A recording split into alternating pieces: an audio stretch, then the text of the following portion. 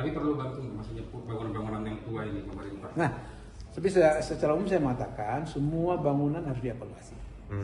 Kenapa? Karena ini menyangkut hajat hidup bersama generasi muda, masa depan generasi kita ada di anak-anak. Soal pesantren, pesantren itu, ya Allah, mana ya, dia sedang menuntut ilmu kok. Ya, memang nggak ada yang tidak ada yang mau dengan peristiwa itu. Ini namanya bagi saya musibah ini harus bersabar, berdoa, bertawakal. Tapi di balik musibah ini kita harus belajar untuk menata semua lembaga-lembaga pendidikan kita. Ya, betul nggak? Melakukan tata kelola kembali gedung-gedung atau ya pesantren lah, lembaga pendidikan. Karena lembaga pendidikan ini menurut saya ya menentukan masa depan bangsa. Karena apa? Karena generasi muda kan dididik di sana, yang dianggap enteng gitu. Ya. Mungkin ada tanggapannya Bu ya, apakah ini kan kelalaian dari konstruksi atau pesantren? Karena ini kan akhirnya kan banyak yang tewas Bu ya. Apakah ini kelalaian atau tidak?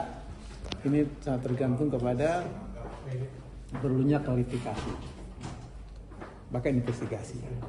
Jadi saya belum sampai kepada sebuah pernyataan apa ini kelalaian tidak, tapi perlu klarifikasi, perlu tabayun supaya ini clear ya. Berarti mendorong untuk pemeriksaan terhadap investigasi gitu Bu ya. Terhadap pihak-pihak terkait ya Bu ya. Iya, kalau itu kan sebenarnya, mana ya?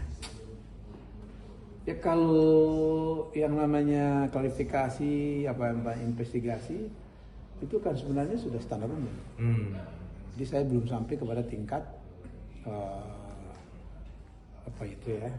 tingkat persoalan hukum di sini, bukan. Tapi ini ya perlu lah. Ini kan soal bangunannya karena memang udah tua ya, Bu ya. Enggak. 100 tahunan. Enggak. Itu Baik. Bu ya.